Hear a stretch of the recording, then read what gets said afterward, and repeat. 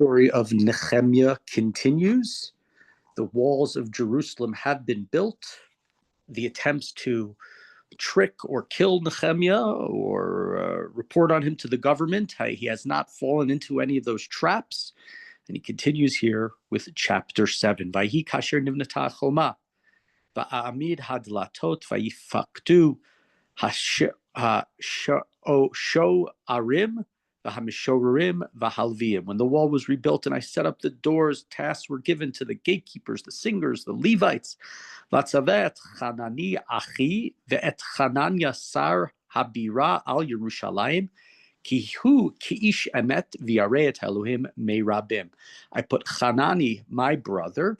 Now, is the word brother there literal? Is a sort of a good question. On the one hand, it seems not so good, nepotism. On the other hand, we've seen that there have been many, many people who have tried, including names of false prophets and others in Jerusalem who've tried to trick and get Nehemiah in trouble. So if it is his literal brother, we'd understand why. And as well as so Hanani and Hananya to be in charge of Jerusalem, to take charge. Omar lahem, and I said to them,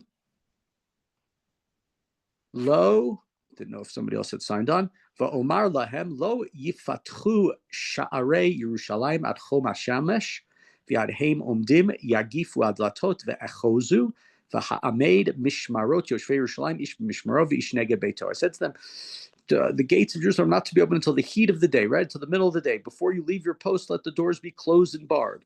And assign the inhabitants of Jerusalem to watches, each man to his watch in each front of his own house, right? So he understands that there are enemies all around, and he only wants the walls open where they can sort of see far away, I would assume, with the sun is out, and not to have it at night. So we need to really take the protection of the city very seriously. And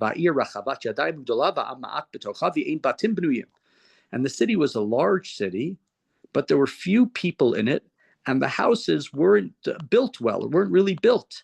Vayitain Elohai el libi ve'akbitza tachorim v'ataskanim v'ataam lehityachesh, v'emsa sefer hayachas ha'olim barishna v'emsa katuv bo. So he said God put it into his mind to get together the nobles, the people, right, all the important people in order to register the families. And he finds the genealogical register of those who were the first ones to come up with Zerubbabel. And I found the following things. He's going to tell us what he found when he looked into the record, right? So here he's rebuilt the Jerusalem walls. But walls without people are not so important. So we need to know about the city's inhabitants, the leaders. We need to create a civic life. We need to have a real sense of who is here living in Jerusalem. And now he tells us, verse 6, so these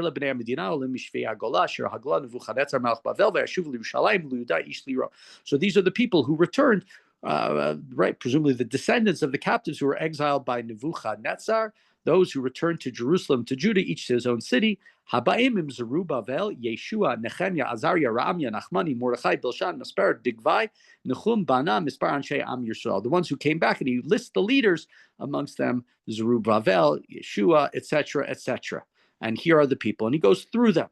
And I'm just going to say them in English for sake of getting through it, and then we will discuss some of the maybe lessons from the chapter. The sons of Porash, 2,172. The sons of Shephatiah, 372. The sons of Arah, 652. The sons of Pachat Moab, the sons of Yeshua and Yoav, 2,818. We're in verse 12 at this point. The sons of Elam, 1,254. The sons of Zatu, 845. The sons of Zakai, 760. Sons of Binui, 648. The sons of Bebai, 628. The sons of Azgad, 2,322. And of course, we've had a lot of these names back in Ezra, when Ezra recalls the people. The sons of Adi Nokam, 667. The sons of Bigvai, 2,067. We'll call it the family of Adin, 655. The family of Ater, 98. The family, it still says the sons, B'nai, but I'm just being less literal in the translation. The family of Hashum, 328. The family of Bizai, 324. We're up to verse 24. The family of Harif, 112. The sons of Givon, 95. The men on Shei Beit Lechem in 26, the men of Bet Lechem and Nitofa, 188. So we've gone there from specific families to places, presumably that the people were from and going back to. Maybe it was less of a family structure. In verse 27, the men of Anatot, 128. In verse 27, Anatot's most famous resident was Yirmiyahu. Yirmiyahu HaKohen was from the city of Anatot. The men of Beit Atzmavet, 42.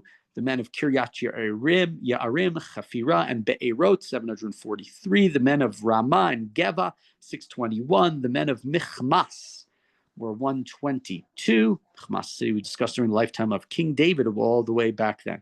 The men of Beit El and the Ai, right? Of course, famous city in Israel, Beit El, and the Ai is the place. So we go all the way back to the time of Yoshua, his battle against the Ai, where they weren't prepared properly in the aftermath of the loot being taken from Yericho. Bnei Israel suffer a defeat, I believe the only defeat during the lifetime of Yoshua when they attack the Ai.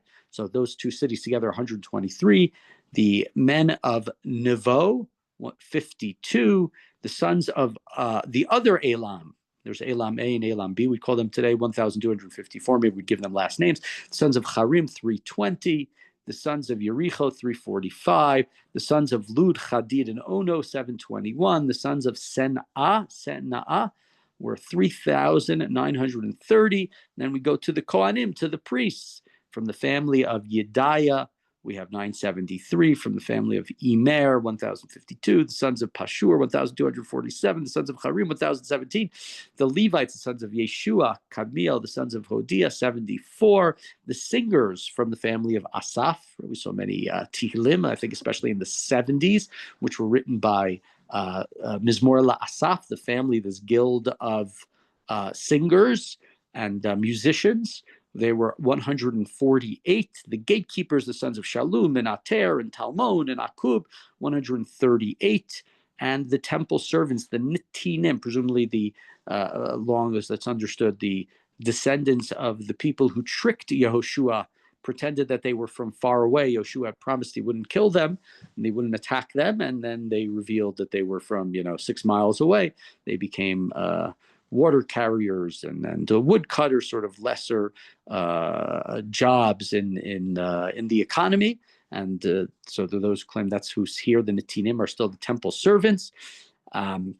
47, Pasuk Mem Zayin, the sons of Keros, the sons of Siach, the sons of Pardon, sons of Levanah, the sons of Hagabah, the sons of Shalmai, the sons of Hanan, the sons of Gidel, the sons of Gachar, the sons of Ra'ayah, the sons of Ritzin, the sons of Nikodar, or 51, the sons of Gazam, the sons of Uzzah, the sons of Paseach, the sons of Besai, the sons of Meunim, the sons of Nefish Sim, sons of Bakbuk, the sons of Chakufa, the sons of Charchor, the sons of Batzlit, the sons of Mechidad, the sons of Harshad, the sons of Barkos, the sons of Sisra, the sons of Tamach. And there are interesting names in here. Sisra, of course, the name of a general who was fought by Devorah and Barak. We had earlier, just a few verses back, we had the name Uzzah. Don't know if it's related to Uzzah is the one who tries to catch the Aron, the ark that's falling when David originally was trying to bring the ark into Jerusalem, and he is killed. So there are a lot of names here. We don't know if they're related to those people earlier or not.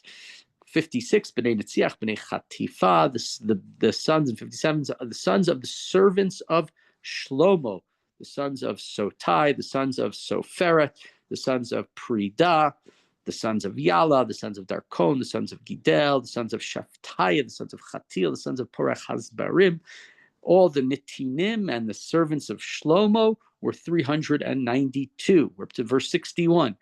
And now we're kidding. And these were the men who came up from Tel Male, Tel Harasha, Charuv, Adon, Imer. They were unable to tell whether their father's house and descent were Israelites. So people have come up, and it's unclear what exactly their yichus is. And we're telling you who they are. The sons of Deliah, the sons of Tovia, the sons of Nekoda, 642. This is the same Tovia who was an enemy described earlier in the chapter. There was Sanballat and Tovia, presumably is a different Tovia, but we don't know. And from the priests, the sons of Chavayah, the sons of Hakos, the sons of Barzillai, who took from the daughters of Barzillai, and they were called his name as a result. Verse 64, Pasuk Samach Dalet Ela Bikshu Kitavam Mityachsim Velo Nimsa Vigolu Binakuna. So these people, they searched for their genealogical records to prove that they were actually priests and Kohanim, but they could not find them.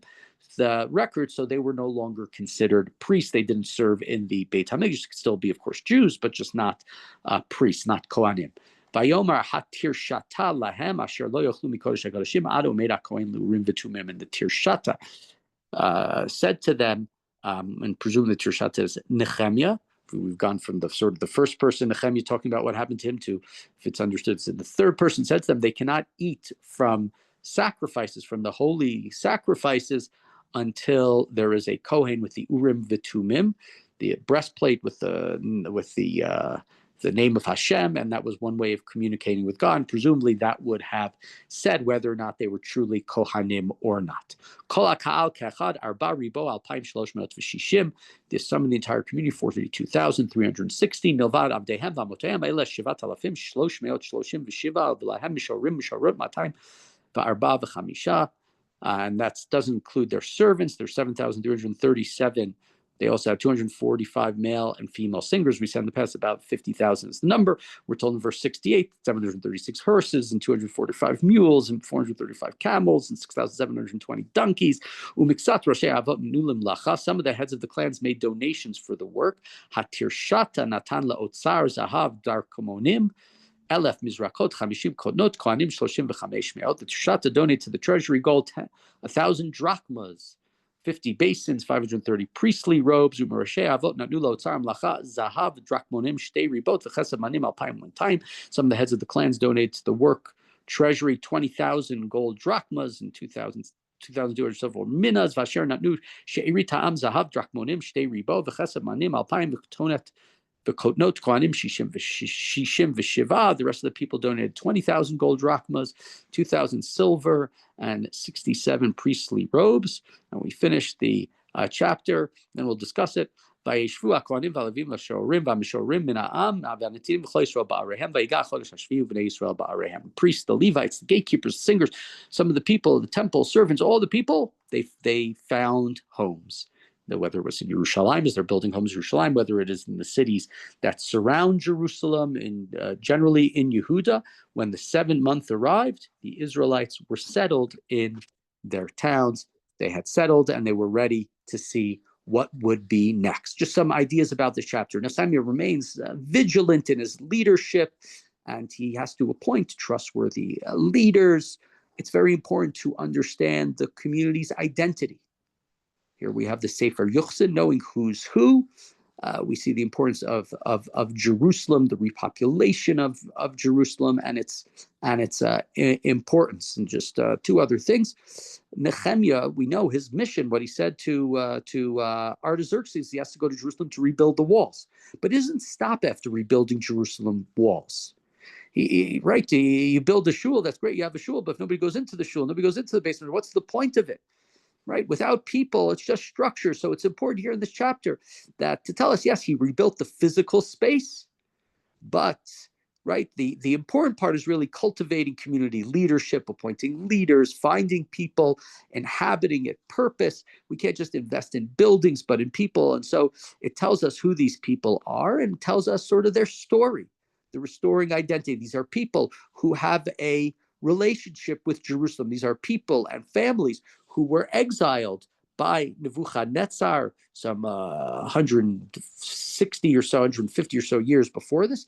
And so we see here Nechemiah it's not just the rebuilding of the walls, but the next step after that are very, very instrumental and very important. And it shows really his strong leadership qualities. He finds successors. He's not going to stay in Jerusalem forever. He has a job for the Persian king.